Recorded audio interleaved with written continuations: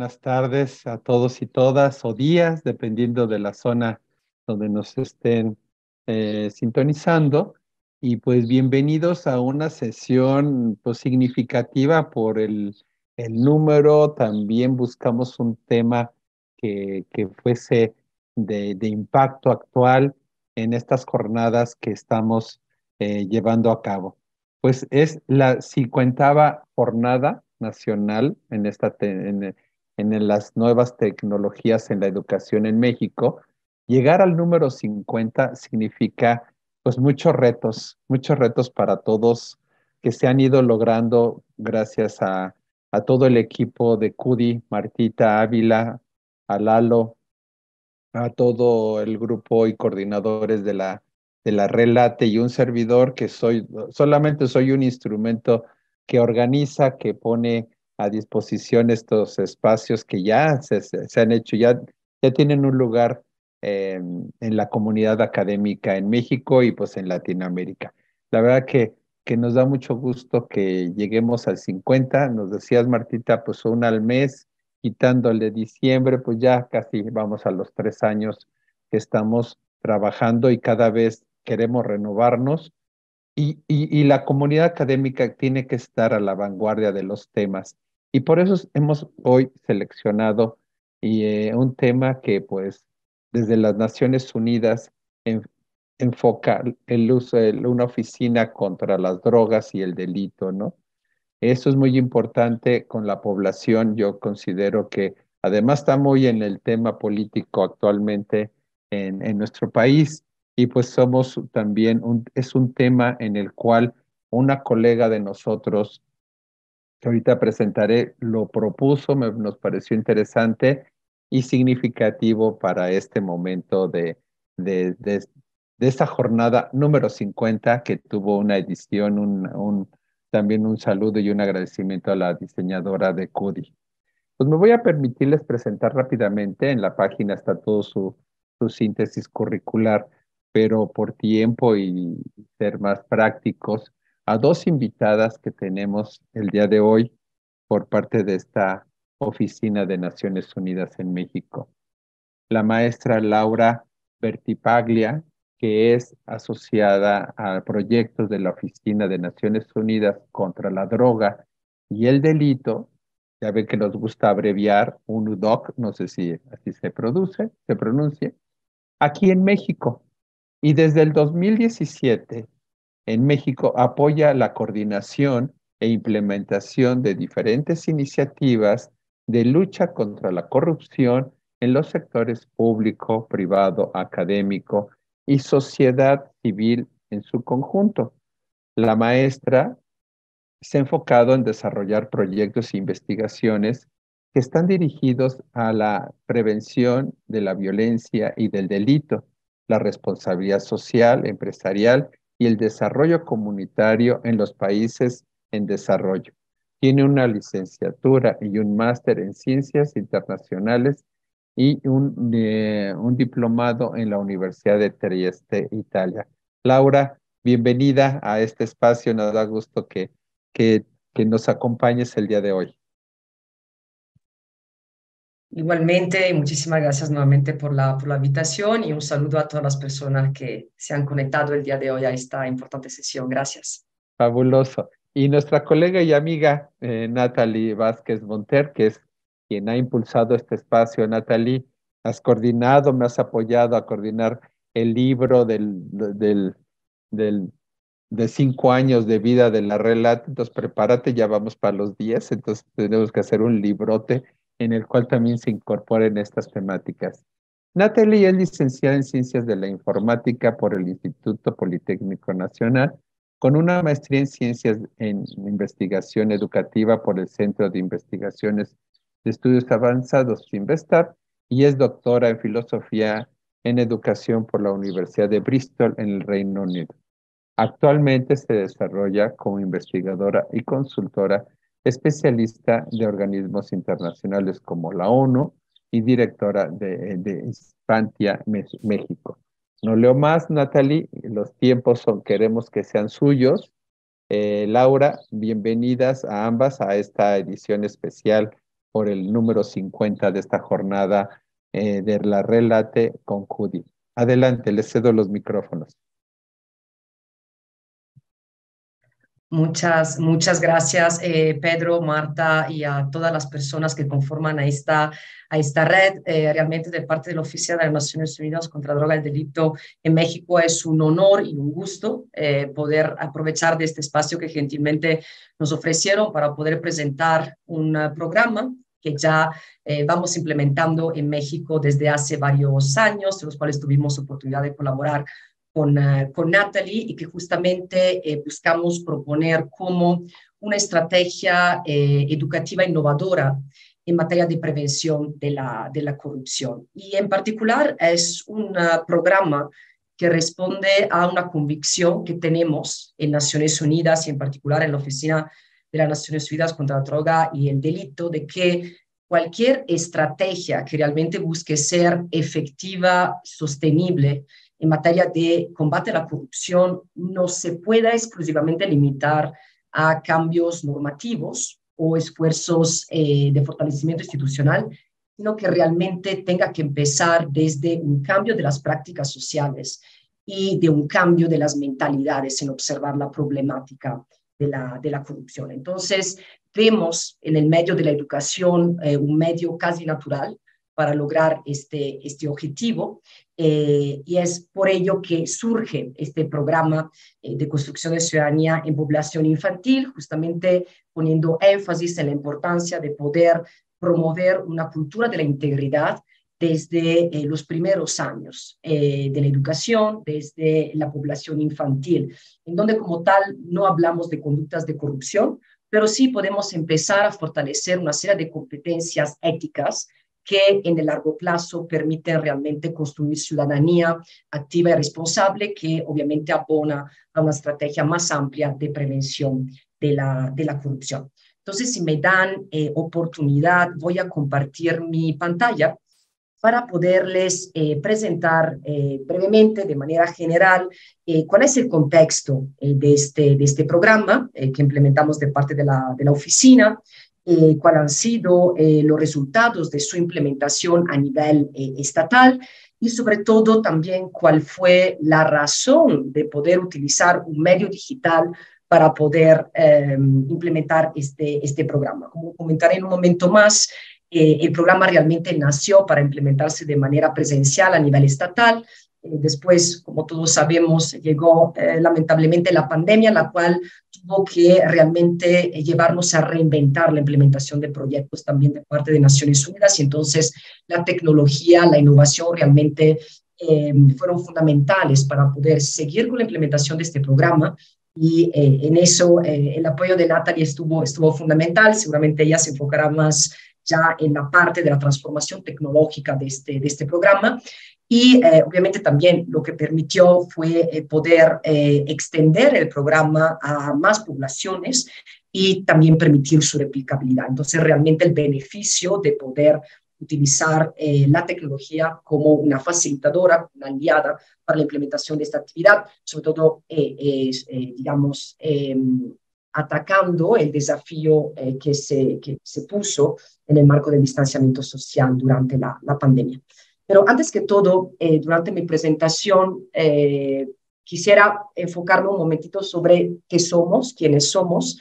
En UNODC, a lo mejor no todas, no todos nos conocen, para después pasar ya a la descripción del programa y los hallazgos de su implementación. UNODC es una oficina especializada del Sistema de las Naciones Unidas, es la Oficina de las Naciones Unidas contra la Droga y el Delito, y particularmente es una oficina que tiene bajo su mandato ser custodia de las convenciones de las Naciones Unidas, las convenciones internacionales en materia de prevención y combate a diferentes tipos de fenómenos delictivos, no solamente en materia de corrupción, sino también en temáticas como drogas, crimen organizado, transnacional, terrorismo, prevención de la violencia y el delito. Entonces, realmente somos guardianes de la implementación de estas convenciones, es decir, acompañamos a los estados parte de estas convenciones en poder promover políticas coordinadas, efectivas, de prevención y combate a estos tipos de fenómenos. Y en particular, realizamos nuestro mandato a través de 3 ejes de trabajo. Un primer eje de acción llamado de asistencia técnica, es decir, trabajar de la mano con representantes del sector público, del sector privado, de la academia, de la sociedad civil y de los medios de investigación para poder facilitar el intercambio de buenas prácticas en materia internacionales en materia de prevención y combate a estos delitos, poder recuperar experiencias que ya se implementen a nivel país y poder así acompañar a estos actores en poder seguir fortaleciendo las acciones que se estén llevando a cabo y de esa forma entonces también dar cumplimiento a estos instrumentos internacionales. También tenemos un eje de trabajo de asistencia normativa, es decir, trabajamos más de la mano con los órganos legislativos para poder formular más normas políticas que nuevamente se alineen con las disposiciones de las convenciones internacionales. Y finalmente tenemos un eje importante de investigación y análisis, es decir, acompañamos a los estados en poder desarrollar más y mejores datos en materia de estos delitos que permiten poder enfocar, digamos, de manera más precisa y más efectivas las políticas de prevención y combate a esos fenómenos y obviamente también generar toda la información alrededor de estos delitos. Tenemos una presencia a nivel global.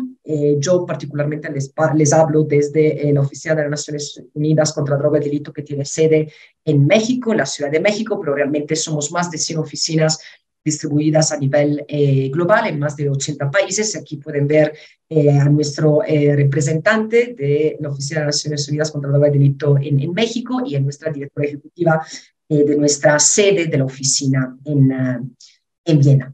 Pero para ya empezar entonces a platicarles sobre el programa y cómo este programa se enmarca en nuestro mandato, aquí pueden ver cuál es, digamos, la convención que sustenta todas nuestras iniciativas, proyectos, actividades en materia de prevención y combate a la corrupción, que es la Convención de las Naciones Unidas contra la Corrupción, que es el único instrumento internacional jurídicamente vinculante que hace un llamado a los estados que ratificaron la convención en poder poner en marcha políticas coordinadas y efectivas en materia de combate a la corrupción.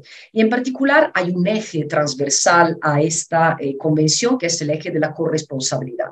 Es decir, se hace énfasis en que no solamente la responsabilidad del sector público poder poner en marcha acciones de prevención y combate a la corrupción, sino que realmente es una responsabilidad compartida, en la cual entonces otros actores, entre ellos obviamente la sociedad civil, la academia, el sector privado, tienen un rol fundamental para poder maximizar estas políticas y poder entonces lograr realmente políticas de prevención y combate a la corrupción efectivas y sostenibles.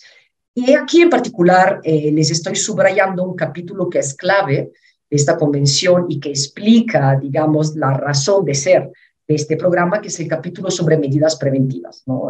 Tenemos esta, digamos, esta convicción también de parte de las Naciones Unidas que prevenir es mejor que curar. Entonces aquí también vemos cómo el capítulo de medidas preventivas realmente llega inmediatamente después de las disposiciones generales de la convención, justamente para poder subrayar la importancia que tiene para nosotros y para los estados parte de la convención, la prevención de esta conducta.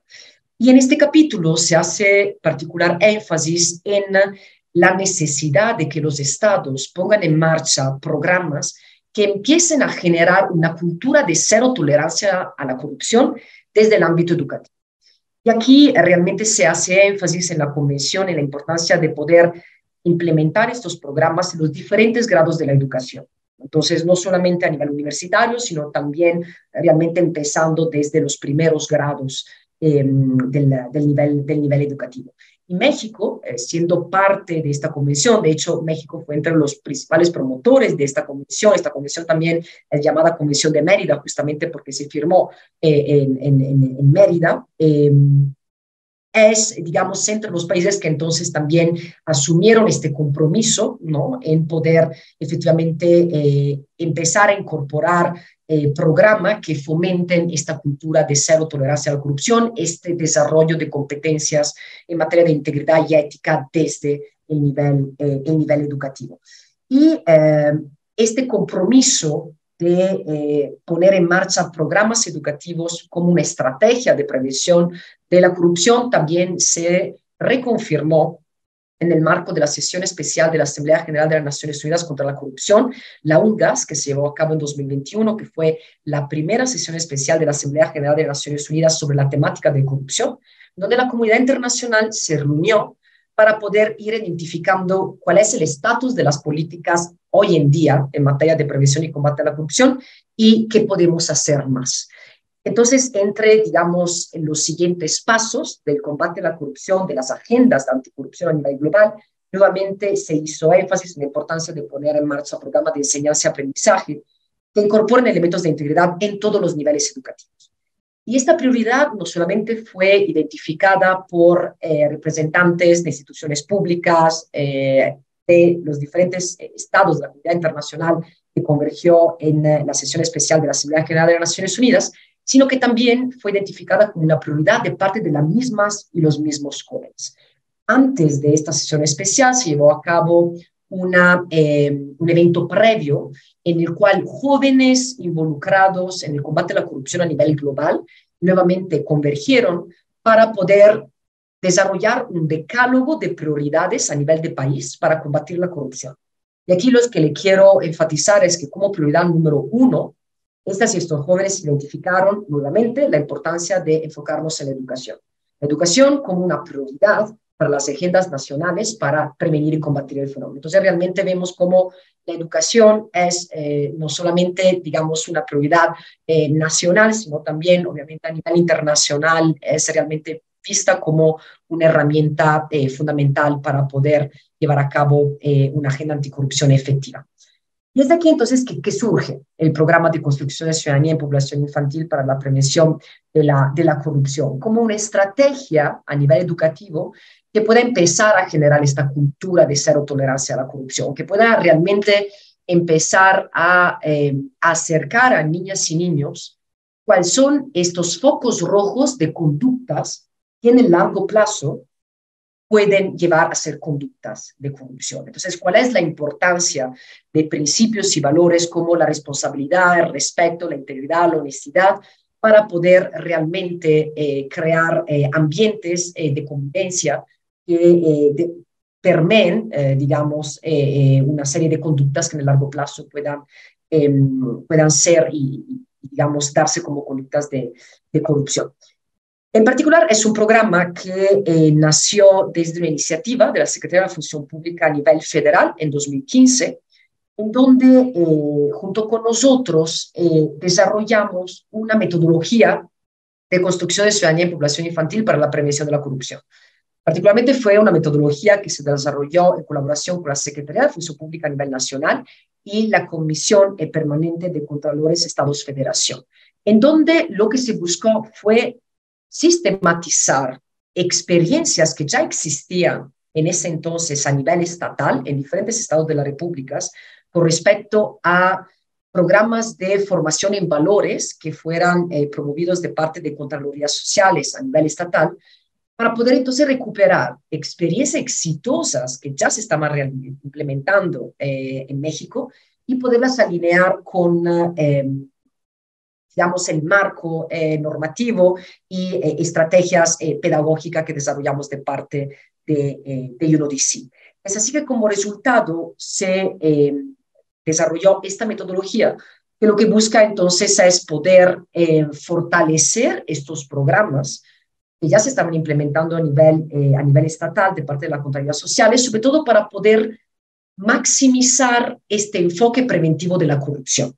Entonces, ¿cómo poder pasar desde un nivel a lo mejor más teórico de, digamos, lo que es la anticorrupción, entonces el poder realmente conocer cuáles son los principios y los valores que conducen a una conducta íntegra, pero también cómo poder poner en marcha estos tipos de conducta, cómo poder realmente pasar, digamos, a la acción y entonces poder también empoderar realmente a niñas y niños para que se vuelvan agentes constructores de un ambiente de convivencia sana, de también cultura de la legalidad desde su ambiente inmediato, que es el ámbito escolar. Entonces, la metodología lo que representa es ser un método de diseño e implementación de actividades lúdicas en aulas, sobre todo en escuelas de la educación primaria, para poder empezar a fomentar valores democráticos en la población infantil. Esta estrategia no solamente abona digamos, una estrategia más amplia de prevención de la corrupción en el largo plazo, sino también a la par lo que permite es poder prevenir otros tipos de conductas que se vinculan a estas faltas de valores democráticos, ¿no? Como pueden ser conductas de violencia, delincuencia y, en general, entonces, de creación de un ambiente de seguridad.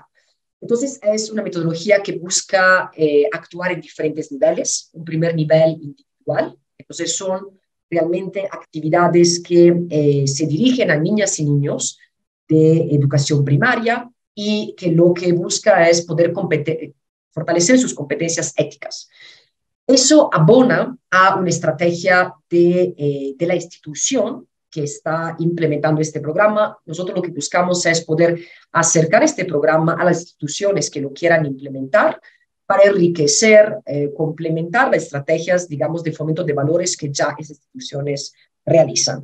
En un primer momento lo implementamos, obviamente, con las Contralorías Sociales para que fuera un programa que pudiera fortalecer sus mecanismos, sus programas de fomento de valores que ya realizan de parte de las Contralorías Sociales. Sin embargo, en un momento más les comentaré también otras implementaciones que tuvimos con el programa con otras instituciones, no necesariamente de la Secretaría de la Función Pública. Entonces, realmente es un fortalecimiento institucional, digamos, de diferente naturaleza y, obviamente, eso contribuye a digamos, su enriquecimiento de la estrategia a nivel nacional de combate a la corrupción en México.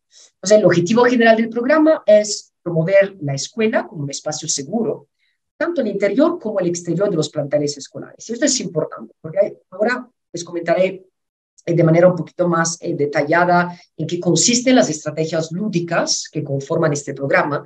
Pero lo que buscamos es que estas enseñanzas no se queden en la escuela, sino que realmente niñas y niños puedan buscar replicar estas actividades afuera de los muros del plantel escolar y entonces también realmente involucrar a otros actores que son fundamentales para tanto la educación de niñas y niños, entonces estoy hablando de padres de familia, pero también que se busque involucrar a otros actores más allá del plantel educativo, como por ejemplo pueden ser las universidades, y ahora les comentaré cómo los voluntarios universitarios tienen un rol fundamental para implementar este tipo de programas, sobre todo respondiendo a un eje de educación entre pares, en donde como el estudiante universitario realmente puede representar un modelo positivo para la niña y el niño, y eso permite transmitir, digamos, de manera más eficaz todos los conocimientos y las competencias que buscamos transmitir a través de la metodología, pero también involucrar autoridades anticorrupción, sector privado, es decir, nuevamente, respondiendo a este eje de corresponsabilidad que les comenté anteriormente, lo queremos replicar nuevamente como parte de la metodología. Entonces, realmente abrir las puertas que más actores puedan unir fuerzas y desde sus respectivos ámbitos de acción también contribuir a la implementación de las actividades en los planteles y afuera de ellos. Esto con el gran objetivo, como ya les comenté, de que puedan surgir más estrategias que ayuden a prevenir y erradicar la corrupción y la violencia a nivel estatal. Los objetivos específicos son, como les comentaba, en un nivel individual, empoderar a niñas y niños, realmente hacerse embajadoras y embajadores de estos valores y principios básicos del servicio público, de la Contraloría Social y de la prevención de la corrupción. Entonces, a través de, sí, sensibilización, pero también call to action, es decir, sí entendí cuáles son los valores y los principios, pero ahora, ¿cómo los puedo poner en práctica? Entonces, dejar de ver a niñas y niños exclusivamente como beneficiarios de nuestras acciones, sino también con una responsabilidad en poder ser parte de la construcción de un ambiente positivo en la escuela y afuera de ella.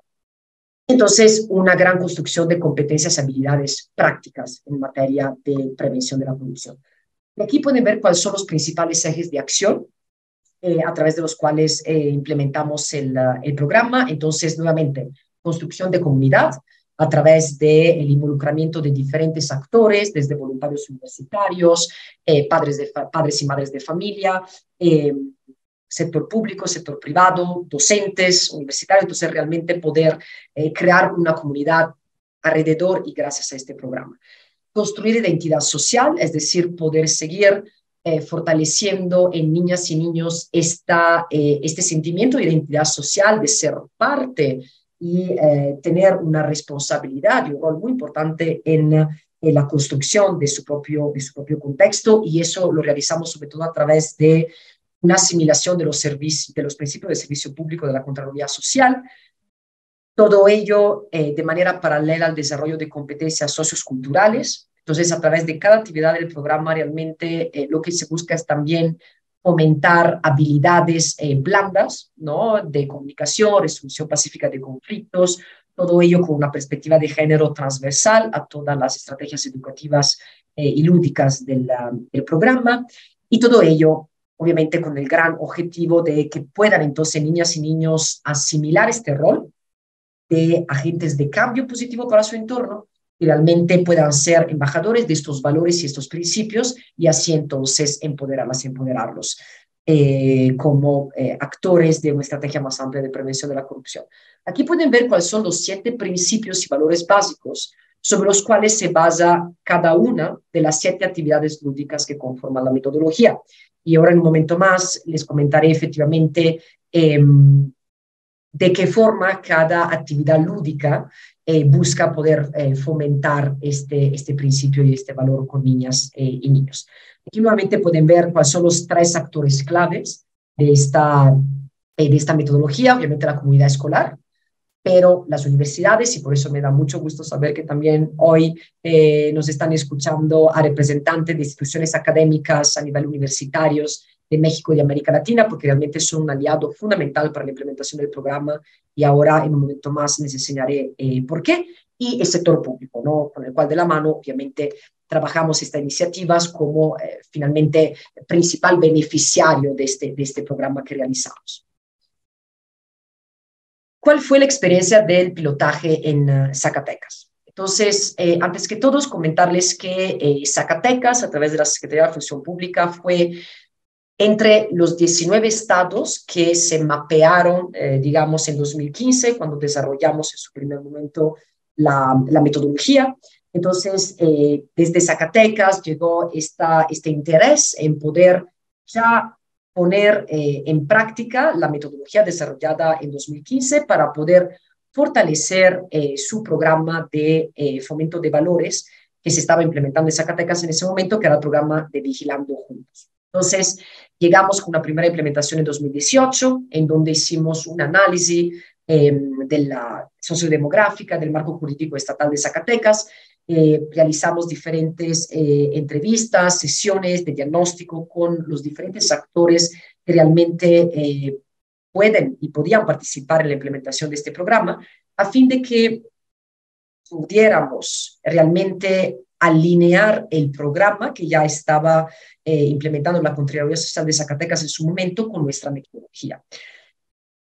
Entonces, estuvimos implementando las 7 actividades del programa en los 5 planteles escolares que en ese momento estaban participando en la implementación.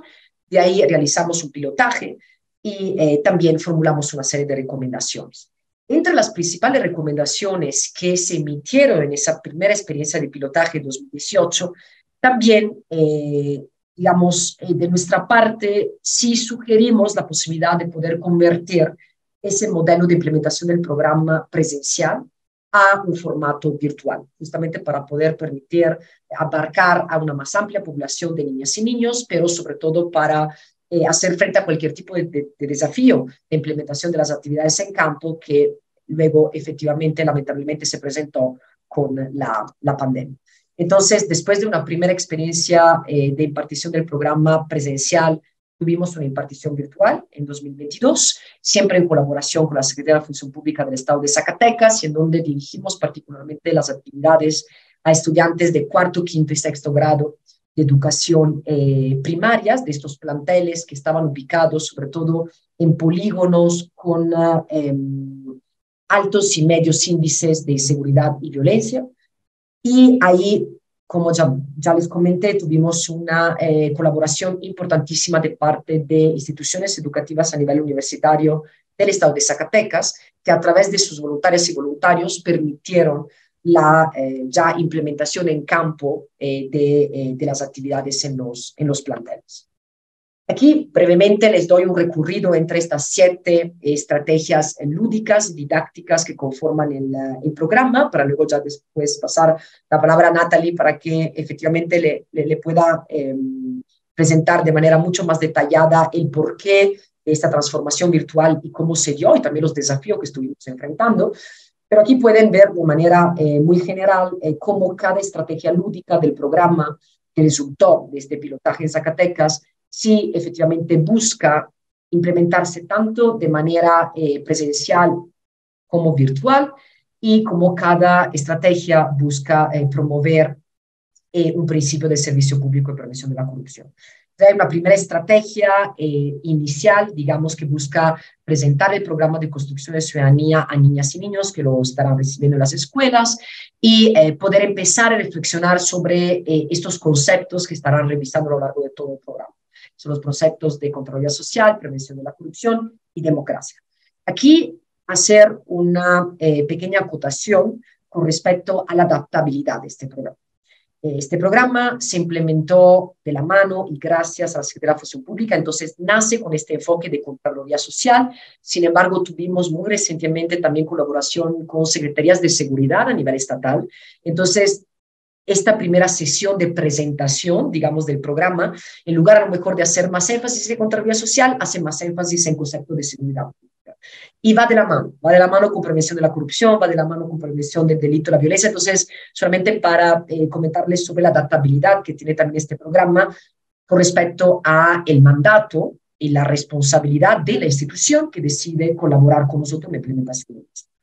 Después de esta primera sesión de presentación, entonces ya entramos un poquito más a fondo con respecto a conocer qué significa ser un ciudadano y una ciudadana ejemplar. Entonces, empezar a asimilar estos principios de Contraloría Social, de prevención de la corrupción, y reflexionar entonces sobre la importancia de la cultura de la legalidad para realmente ser agentes de cambio positivos para el entorno. Después hay un juego que conocemos muy bien, que es un juego de serpientes y escaleras, en donde aquí la importancia es empezar a asociar conceptos de prevención y combate a la corrupción o de servicio público desde una definición teórica o del marco normativo a cómo estos conceptos efectivamente se relacionan, lo puedo resolucionar, vincular, disculpen, con situaciones reales, digamos, dilemas éticos, desafíos que yo como niña y niño enfrento en el día a día. Entonces, en Serpiente Escalera realmente lo que permite es poder empezar a poner a niños y niños frente a situaciones, dilemas del día a día, y entonces pedirles aplicar su criterio ético para poder entonces de ahí efectivamente, digamos, solucionar el dilema, ¿no? Entonces, empezar a verse como ciudadano ejemplar en esos tipos de situaciones. Y aquí se trabaja mucho el concepto de la empatía también, ¿no? Como concepto básico, igual de la prevención de la corrupción. Y después hay una serie de actividades como el buzón escolar, el comité escolar, el proyecto escolar y el proyecto ciudadano, que justamente lo que buscan es seguir pasando de la teoría a la acción. Entonces, realmente poner a niños y niños a organizarse entre sí, poder crear un buzón escolar, hacerse responsables de sensibilizar sobre los riesgos de algunos tipos de conductas de falta de respeto, algún otro tipo de conductas que dañan finalmente también al ambiente escolar, como parte de su acción de contraloras y contralores escolares. Entonces se crea un buzón, niñas y niños ayudan en la recolección también de algún tipo de reporte que pueda llegar de parte de niñas y niños dan seguimiento a estos reportes y con base a estos reportes también promueven y proponen una solución. Y esto es muy importante, ¿no? Es decir, sí fomentar la importancia de la denuncia, de la observación del problema, pero también la importancia de poder proponer una solución. Entonces, llevar a niñas y niños a poder pensar en un proyecto escolar que busque solucionar alguna necesidad o problema que se identificó o se reportó como parte del buzón, y de ahí, nuevamente, poderlo ampliar a la ciudadanía. Es decir, cómo este proyecto escolar pueda ser replicado a nivel comunitario. Entonces, ya trabajar el concepto de la participación ciudadana, ¿no? En el combate a la corrupción. ¿Qué resultados obtuvimos? Y ya voy terminando para dejarle espacio a Natalie.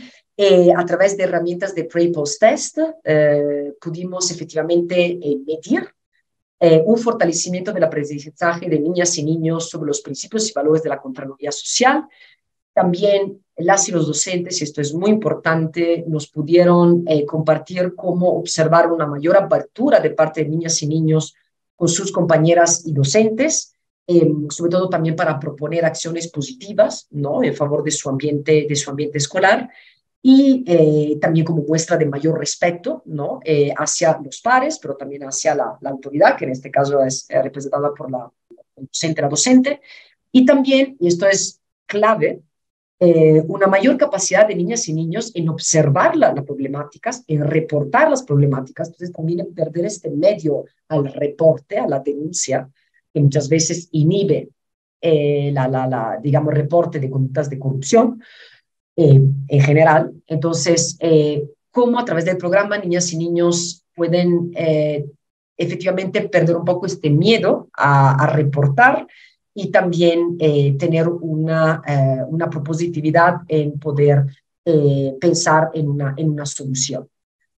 Y aquí solamente comentarles que tuvimos una experiencia también después del pilotaje en Zacatecas, tuvimos una experiencia importante también de implementación del programa en colaboración con el Programa Nacional de Voluntariado del TEC de Monterrey, que se dio el año pasado en el Estado de México y que se buscará replicar a nivel nacional. Entonces también si por aquí hay a lo mejor representante del TEC de Monterrey que quiere conocer más sobre la experiencia, adelante. Realmente pudimos entonces, en el marco de esta alianza con el Programa Nacional de Voluntariado del TEC, poder elaborar una versión más, digamos, corta del programa. El programa como tal lo que busca es implementarse por lo menos a lo largo de un ciclo escolar, para sobre todo también complementar todas las estrategias educativas que a nivel de plantel escolar se realizan como parte de la materia de formación cívica y ética, y ahora Natalie seguramente lo comentará con más detalle, pero lo que buscamos también con esta alianza con el Programa Nacional de Voluntariado del TEC es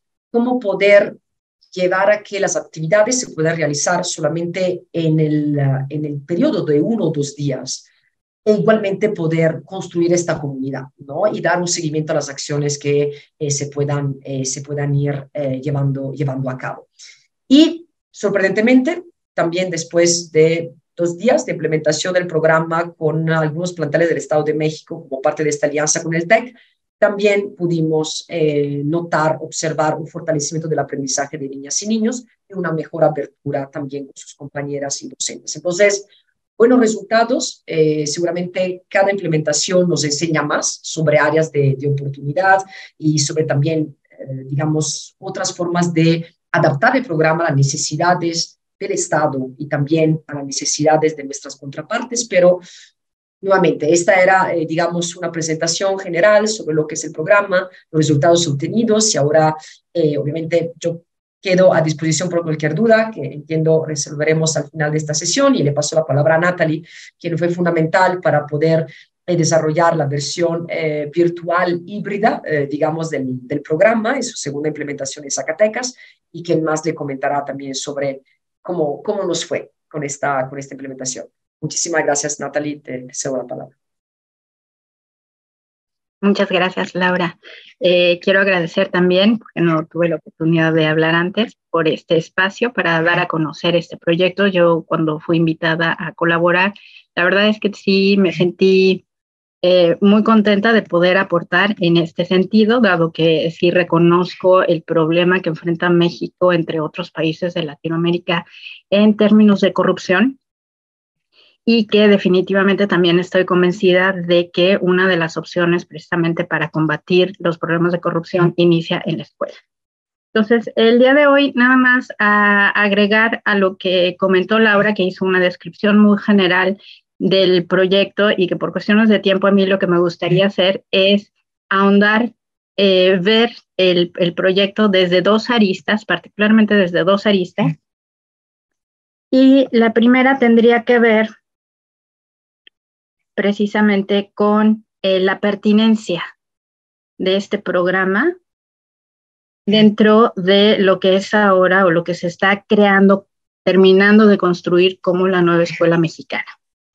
¿Cuál es la pertinencia de este programa que, como ya lo comentó Laura, inició desde el 2015, cuando aún la nueva escuela mexicana estaba solamente en la idea de algunas personas, y que ahora empieza a tomar forma, empieza a concretarse en un currículum, en un plan de estudio, y sobre todo en estrategias y en otro tipo de programas que pretenden fortalecer este tipo de propuesta.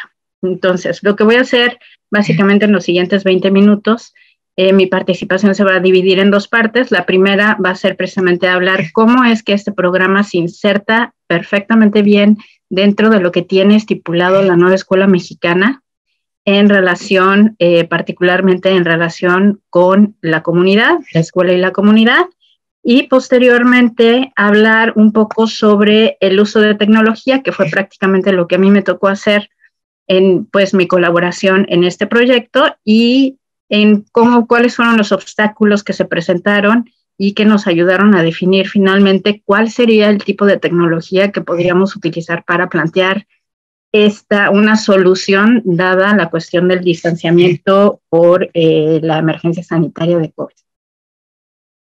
Bueno, entonces, aquí esta primera parte lo que voy a hacer es remitirme al texto más actualizado de la SEP, que es el Plan de Estudios, publicado en 2022, y a lo mejor resulta un poco tedioso porque lo que vamos a hacer es prácticamente revisar algunos de los aspectos, los lineamientos que vienen marcados en dicho documento, y tratar precisamente de interpretarlos para poder ver qué pertinencia o cuál es la pertinencia de este programa dentro del contexto de la nueva escuela mexicana. Bueno, nada más para platicar brevemente sobre el diseño del plan de estudios de la nueva escuela mexicana. Se requirieron, para la elaboración se llevaron a cabo varios eventos en donde participaron docentes de las 32 entidades federativas. Se tiene registrado 15.324 personas de pueblos indígenas y afromexicanos, autoridades educativas también de las diferentes entidades federativas, organizaciones de la sociedad civil, universidades y otras dependencias, niñas, niños, adolescentes de diferentes entidades federativas, 80 miembros de los sectores de la cultura y las artes y más de 100 miembros de la comunidad académica y de investigación.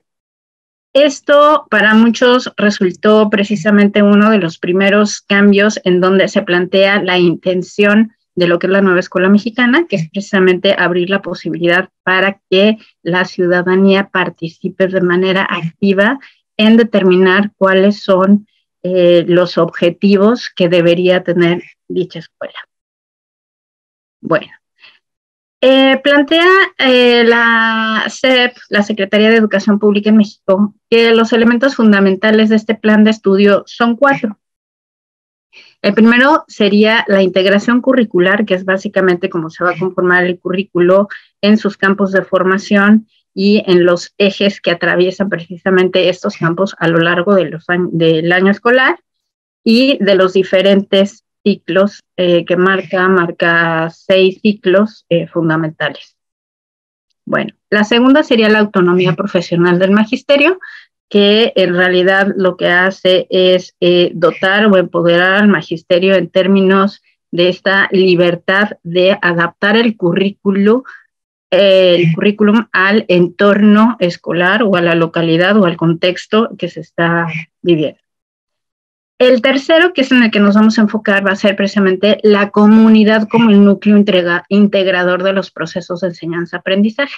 Y aquí vamos a ver cómo, a diferencia de otros planes de estudio anteriores, plantea que aquí el centro no es solamente el alumno, sino más bien la comunidad. Y cuál va a ser la relación precisamente, cómo se van a justificar los aprendizajes dentro de la escuela, precisamente para que estos puedan tener un efecto tanto dentro como fuera de la escuela. Y el cuarto, el derecho humano a la educación. Entonces, estos es básicamente los 4 pilares, no voy a ahondar en algunos de ellos, básicamente en el tercero, y vamos a poder ver cómo es que precisamente este programa se inserta. Bueno, dice el texto del Plan de Estudios de la SEP que esta propuesta curricular coloca a la comunidad como el espacio social, cultural, político, productivo y simbólico en el que se inscribe la escuela, entendida como el núcleo de las relaciones pedagógicas, para que las y los estudiantes desarrollen al máximo todas sus potencialidades y capacidades en el seno de una comunidad a la que sirven y que les sirve. Entonces vemos aquí cómo se empieza a dibujar esta relación fundamental que debe de existir entre la escuela y su entorno más allá de la escuela. Bueno, ¿cuáles son las razones por las que se plantea esto? Dice la SEP, bueno, en primer término, la escuela no es un espacio aislado, ¿verdad? Es parte de una comunidad y su razón de ser está en relación con la vida de las personas que acuden a ella todos los días. Y entonces empieza con especificar precisamente la importancia de estas relaciones que se van gestando desde la escuela en la participación con quienes son miembros de ella. Dice la segunda razón, los conocimientos, saberes, valores y relaciones que se construyan, que construyan las y los estudiantes solo pueden ser incorporados de manera integral en su vida cotidiana en el marco general de la comunidad en la que habitan, incluyendo a la escuela. Entonces, aquí vemos precisamente cómo, por ejemplo, este programa ha planteado que las actividades rebasen el actuar o la participación de los alumnos en la escuela, que las actividades no solamente se involucren dentro de la escuela, sino que lleguen a utilizar un espacio más amplio. Y asimismo, no solamente que se involucren alumnos y profesores, sino que se involucren padres de familia y el sector tanto público como privado. El tercer punto dice, la escuela debe considerar los conocimientos y saberes socialmente construidos de la vida comunitaria por las y los estudiantes, así como el sentido que ellos le dan en el proceso de enseñanza y aprendizaje para discutir e inclusive problematizar el contenido del plan y los programas de estudio a la luz de la realidad concreta que vive.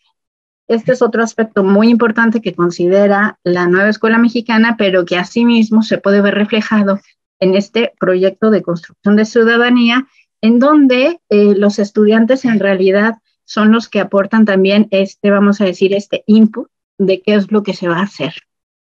El programa plantea precisamente una serie de estrategias que van a desarrollar a lo largo de 6 meses o 1 año, pero finalmente es a partir, por ejemplo, de la estrategia del buzón, en donde los alumnos van a participar observando, detectando los problemas, decidiendo cuál de los problemas tiene prioridad y cómo es que se va a resolver. Entonces, no es un currículum, no es una estrategia que está planteada de antemano en donde se dice, bueno, este es el problema que tienen, ¿cómo lo van a resolver? Sino que la participación de los alumnos y posteriormente de los otros elementos de la comunidad, tanto de la escuela como fuera de la escuela, van a tener pues su relevancia.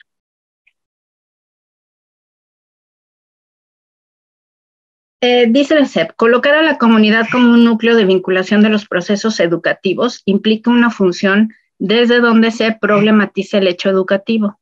Significa establecer una relación dinámica de interdependencia e influencia recíproca entre la escuela y su entorno inmediato, que al mismo tiempo funcione como núcleo integrador de los procesos de enseñanza y aprendizaje, el trabajo docente sobre el currículo, la planeación, la evaluación y la gestión de los procesos académicos y administrativos.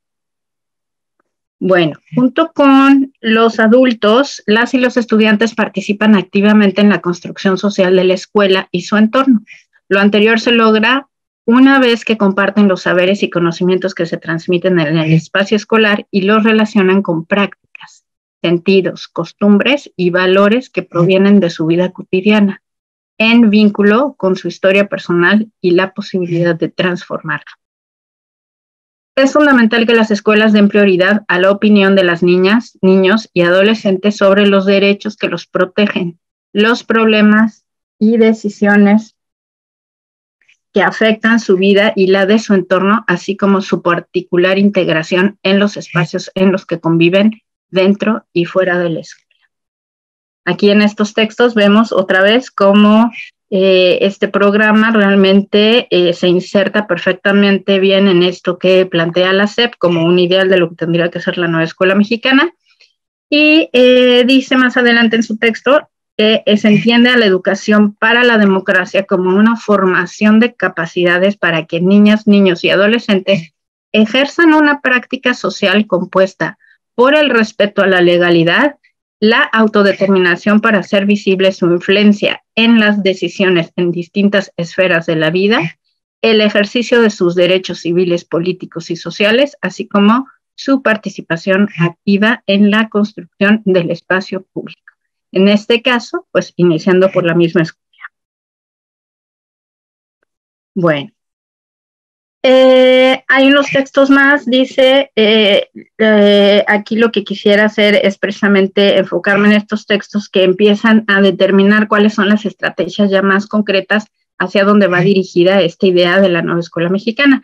Las escuelas son espacios en donde las y los estudiantes en un proceso gradual de amplia convivencia y diversidad aprenden valores, saberes, conocimientos y habilidades para ejercer su ciudadanía de manera crítica, activa y solidaria, lo cual constituye el fundamento para construir diversas formas de vida comunitaria.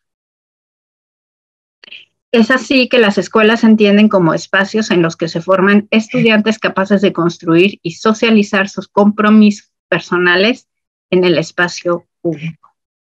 Una educación para la ciudadanía requiere que la matriz fundacional de las escuelas de México se base en la cooperación y en el tejido de múltiples redes solidarias dentro del salón de clases, en los espacios de la escuela y en los distintos lugares de la comunidad. Bueno, específicamente ya hablando de implicaciones prácticas, hasta el momento, porque entendemos que todavía es una propuesta que está en proceso de construcción, la NEM reconoce que el conocimiento y los saberes se aprenden de acuerdo con inquietudes o problemas que tienen importancia personal o colectiva en el mundo y en el contexto de las y los estudiantes. La organización del currículo debe estar centrada en el trabajo conjunto de estudiantes y profesores sobre los problemas o temas sociales centrales que les son comunes y relevantes de abordar durante el curso. En este sentido, el currículo debe garantizar las condiciones de libertad y autonomía profesional del magisterio para que esto pueda llevarse a cabo. Esto es muy importante porque parece que, bueno, obviamente, dado que esta propuesta es nueva en comparación con otras propuestas educativas anteriormente en México, hay una falta de, me parece, de comprensión o de mala interpretación sobre lo que precisamente pretende este currículum al permitir o al querer que tanto profesores como estudiantes intervengan directamente o activamente en la implementación del currículum. Por otro lado, dice, el abordaje de estos temas se realizará preferentemente a partir de proyectos y otras actividades que integren conocimientos de múltiples fuentes. Los aprendizajes definidos a partir de proyectos permiten la integración de nuevas experiencias a los aprendizajes previos y también favorecen la incorporación de experiencias anteriores a nuevas situaciones. Obviamente, pues a esto se agrega el hecho de que los proyectos van a permitir que todo este aprendizaje resulte significativo cuando se trata de resolver los problemas de la comunidad. Un aspecto fundamental de la nueva escuela mexicana es el papel que juegan las familias en la formación de las y los estudiantes para una ciudadanía en la que sea efectivo el ejercicio del derecho humano a la educación, el bienestar y el buen trato. Bueno, hasta ahí la primera parte. Esta es otra arista que quiero tocar rápidamente el día de hoy, si todavía tenemos tiempo, que fue, que está enfocada en el proceso para la selección de tecnología. Realmente sabemos que la situación en México, cuando se presentó este problema de salud derivado de COVID, se habló muchísimo, bueno, ya se hablaba anteriormente de esta cuestión de la brecha digital. Y en este sentido, bueno, nos enfrentamos realmente a una situación completamente nueva, pero también que va variando de escuela en escuela, incluso de salón a salón y de profesor a profesor. Y de alumno a alumno, entonces de alumno a estudiante a estudiante. Entonces, aquí lo primero fue tratar de definir cuáles son estos niveles en la brecha digital y ver cuál era la situación de cada una de las escuelas y de los profesores que iban a intervenir, por lo menos en el piloto, para poder plantear una solución que fuera práctica, que fuera realmente una solución, que fuera pertinente al contexto en el que se iba a llevar a cabo, pero que eventualmente pudiera ser replicable en otros contextos. Entonces, la primera parte pues consistió precisamente en definir estos niveles de la brecha digital. El primer nivel se distinguió por hablar de disponibilidad tecnológica, y esto implicaba ver precisamente con qué infraestructura se contaba en la escuela. La disponibilidad tendría que ver prácticamente con la cuestión de que exista la infraestructura necesaria, la conexión, por ejemplo, la disponibilidad de dispositivos electrónicos para todo el plantel y el funcionamiento óptimo de los mismos. Además, esto implicaría, por ejemplo, que existieran servicios de mantenimiento. Este sería un primer nivel, vamos a decir, dentro de la brecha digital. El segundo nivel tendría que ver con la accesibilidad tecnológica. Vamos a decir, una vez que que existen los dispositivos, que existe la conexión, que existen los servicios de mantenimiento, habría que ver cuál es la capacidad de los usuarios para acceder a estos dispositivos como herramientas técnico-pedagógicas en el aula. Y esto sabemos que efectivamente es ahora sí que el primer punto de quiebre, ¿no? Porque aún teniendo una aula perfectamente bien instalada con toda la tecnología que se requiere, el siguiente paso va a ser que los profesores tengan los conocimientos y la capacidad para poder trabajar con esas herramientas. ¿Qué es lo que actualmente se conoce como alfabetización digital? Los siguientes dos niveles yo los consideraría dentro de este nivel de accesibilidad, pero son, vamos a decir, derivados de ella en términos de que esto va a depender ahora sí del nivel de uso o la capacidad de uso que se pueda dar de estos dispositivos. Bueno, aquí nada más es importante mencionar que este nivel de accesibilidad va a depender además de las condiciones sociales, económicas y culturales de los contextos escolares. Bueno, el tercer nivel entonces hablaríamos de la instrumentación, y es el uso de la tecnología educativa no solo como un producto de consumo, sino de una herramienta de construcción y creación que implican un conocimiento reflexivo y crítico. Al igual que el segundo nivel, este depende de las condiciones del contexto escolar. Y por último, el cuarto nivel, que tiene que ver con territorialidad, se refiere al dominio de las tecnologías en diferentes momentos, espacios y lenguas culturalmente contextualizados, y propicia aprendizajes diferentes a los limitados por el espacio escolar. Implica el uso de tecnología en el ámbito doméstico y laboral. Este nivel depende de las condiciones del contexto comunitario, ya no solamente de la escuela.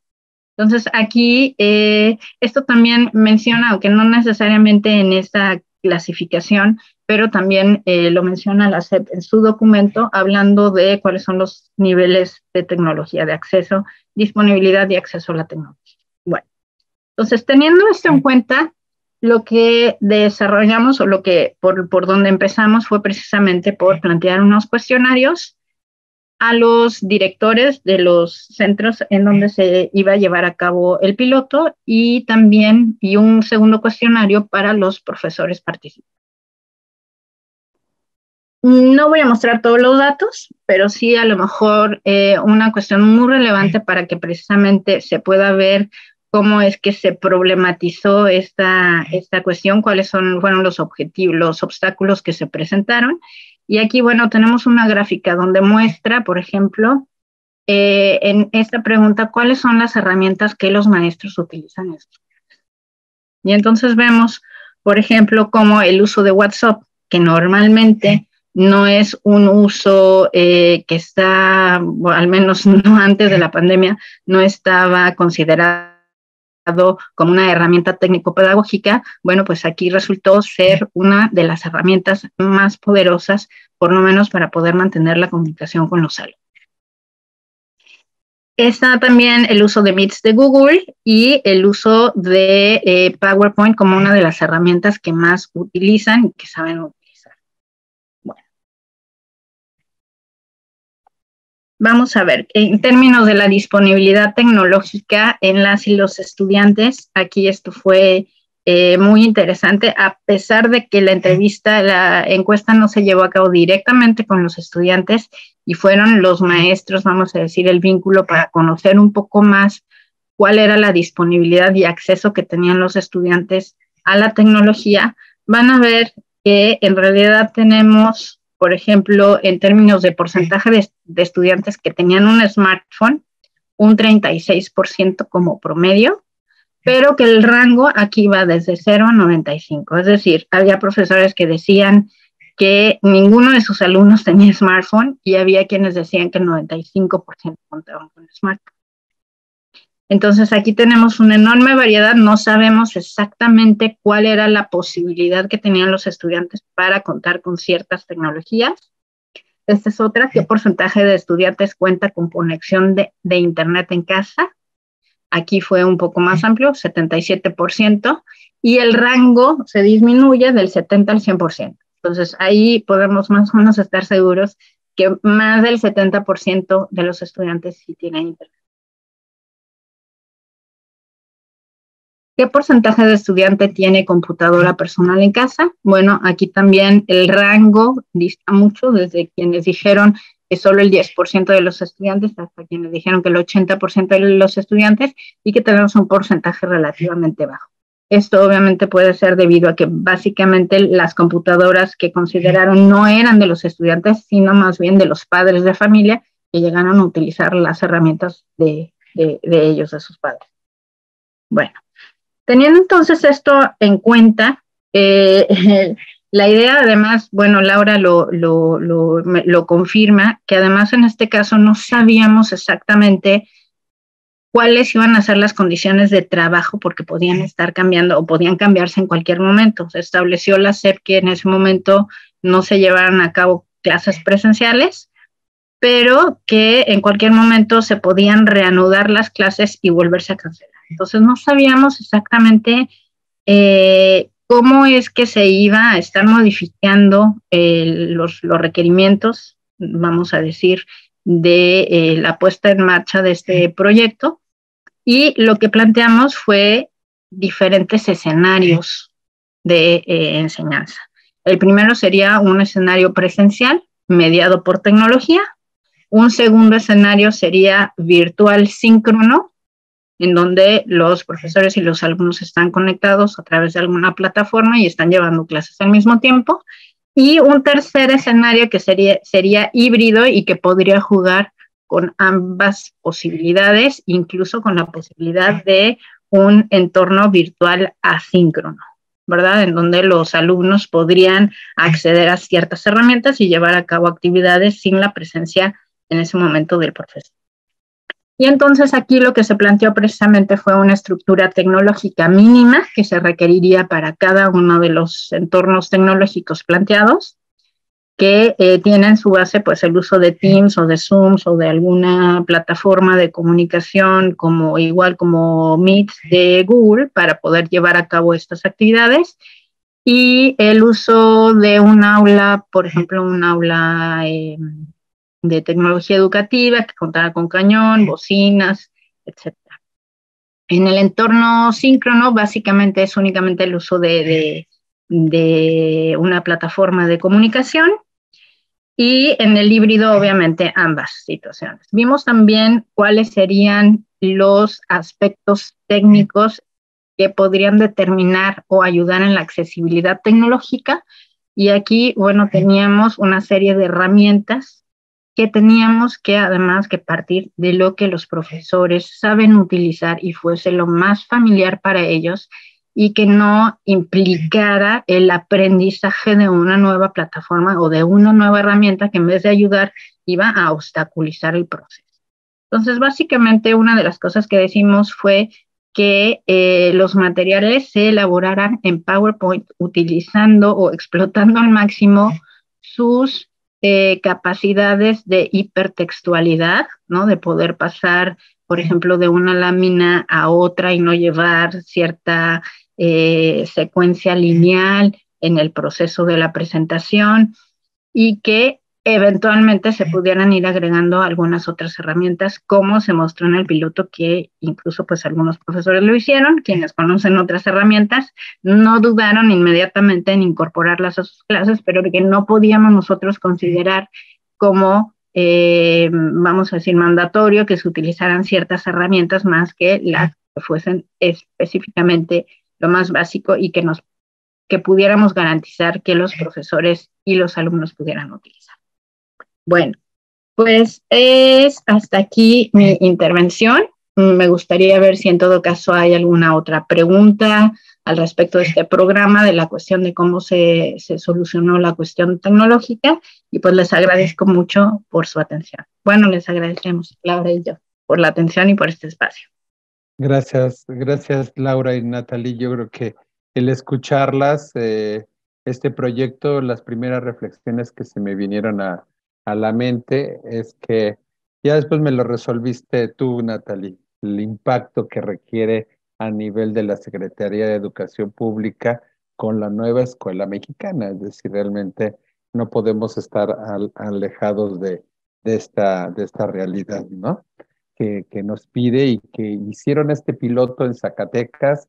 Me genera también el que han seleccionado un estado medio con comunidades que, bueno, tus datos que nos presentas del uso de tecnología seguramente variarán a nivel nacional dependiendo del estado, pero hay un común denominador que sí nos da líneas de que la tecnología educativa permea para que estos programas, que me parecen sensacionales, que desde pequeños tengan esta cultura de la denuncia. Bueno, no voy a repetir todo lo que el programa tiene, pero tiene una pero gran relevancia, que yo también espero que a través de Martita, que es la coordinadora de CUDI, pueda permear para Latinoamérica. Seguramente Laura lo tendrán ya, no lo sé, pero creo que es un buen medio para que se multiplique el gran esfuerzo que han hecho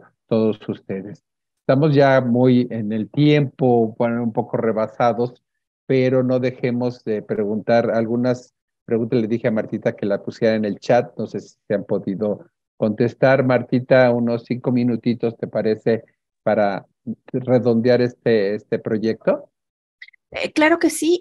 Permíteme repetir la pregunta para que se quede grabada el video y los que están por transmisión en vivo puedan tener respuesta.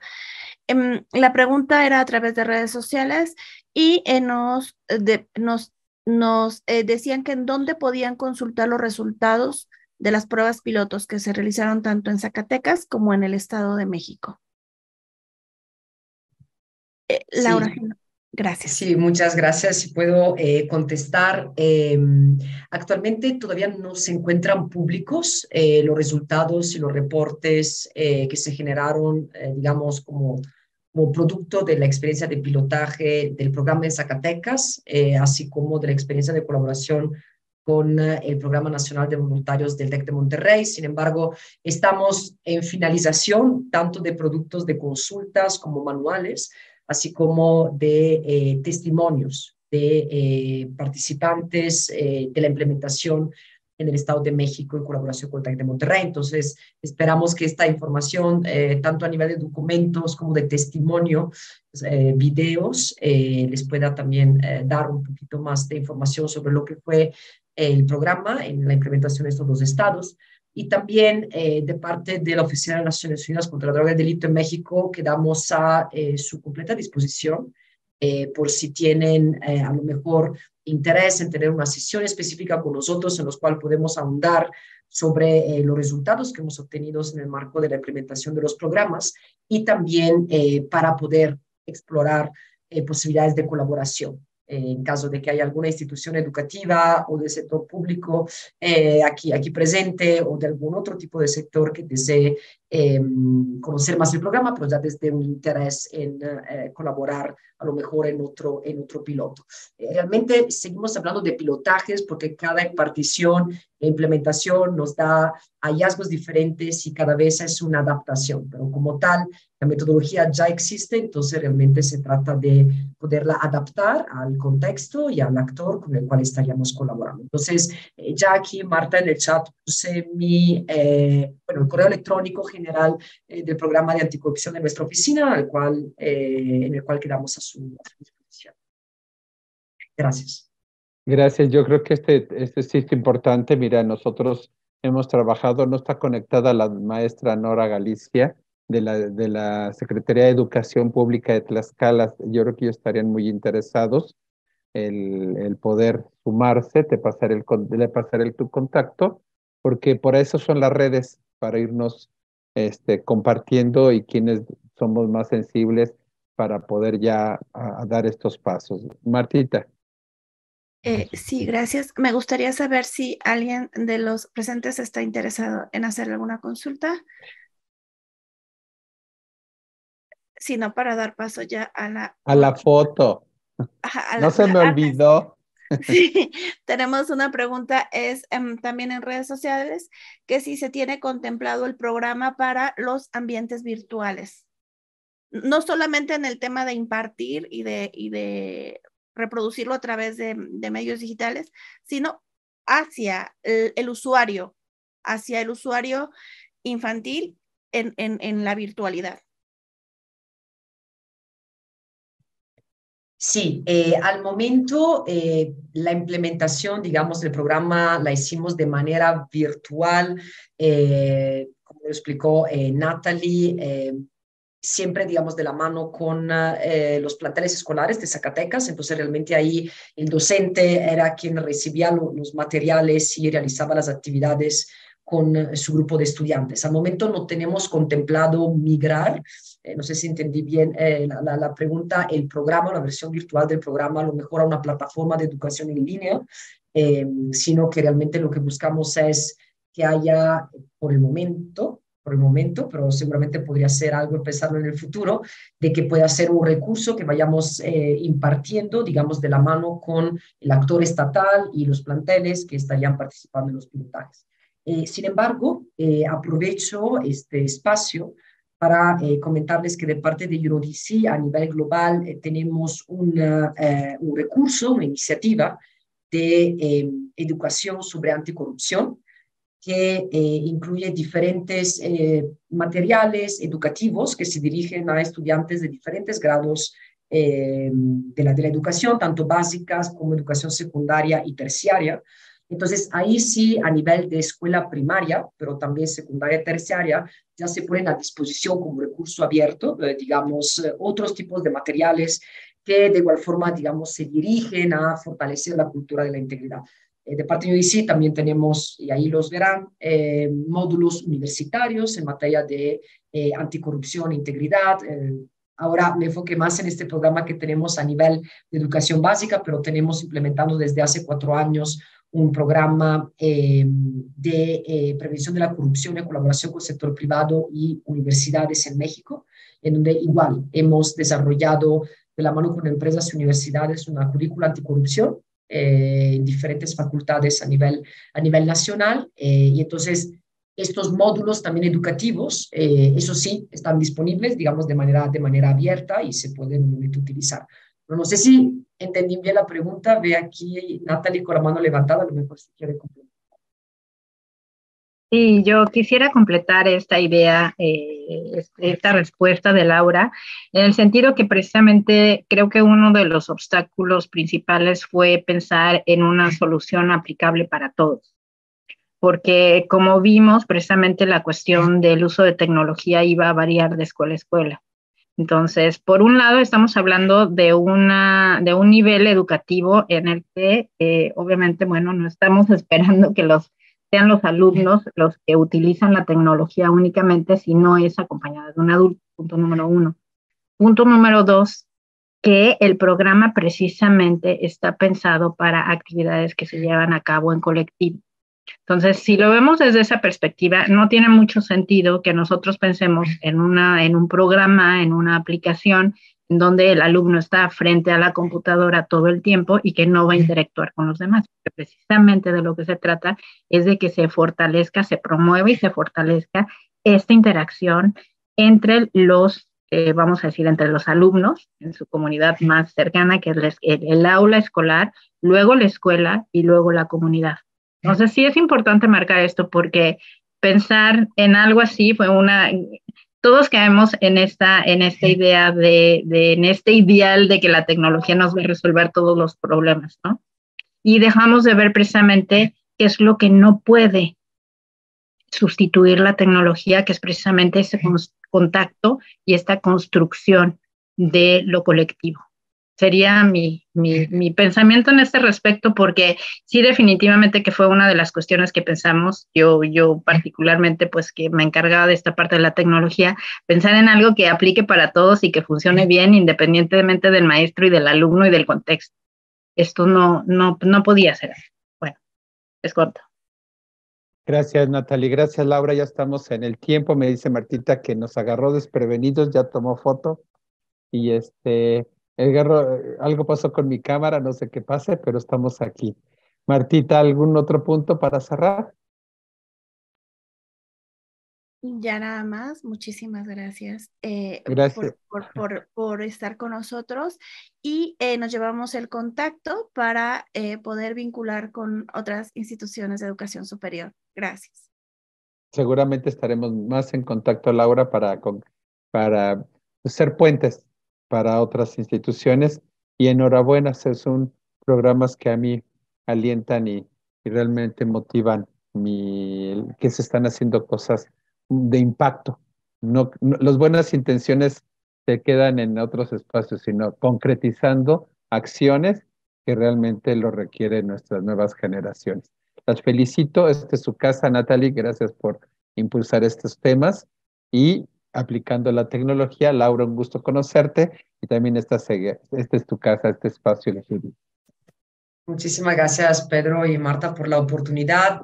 Aquí estamos a su disposición. También veamos como un puente. Nosotros facilitamos, acercamos recursos para realmente luego dejarlos a nuestras aliadas y aliados. Entonces, también cuenten con nuestra apertura y colaboración. Y nuevamente, muchísimas gracias a Natalie también para podernos abrir esta oportunidad. Seguimos en comunicación y que tengan una buena tarde.